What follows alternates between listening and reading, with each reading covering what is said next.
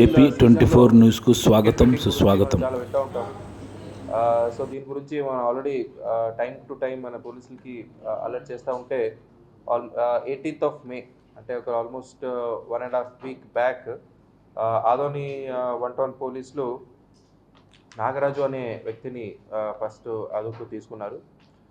అతని దగ్గర ఒక ఆల్మోస్ట్ అతను బెట్టింగ్ పంటలాగా పనిచేస్తున్నారని ఇన్ఫర్మేషన్ మీదుగా అతన్ని అదుపులో తీసుకుంటే అతని దగ్గర 50,000 క్యాష్ సీజ్ చేయడం జరిగింది.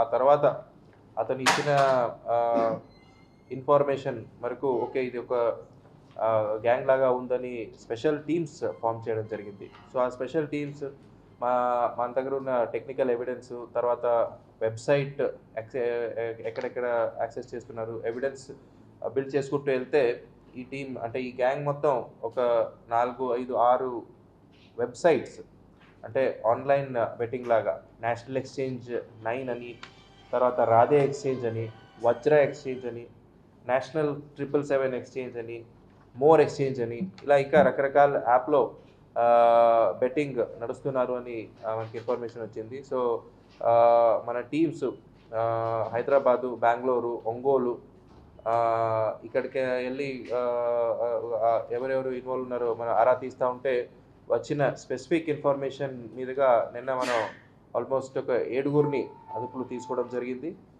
ఈ 7గురి దగ్గర 91 lakh క్యాష్, ఈ బెట్టింగ్ రిలేటెడ్ క్యాష్ ఏముందో సీజ్ చేయడం కూడా జరిగింది.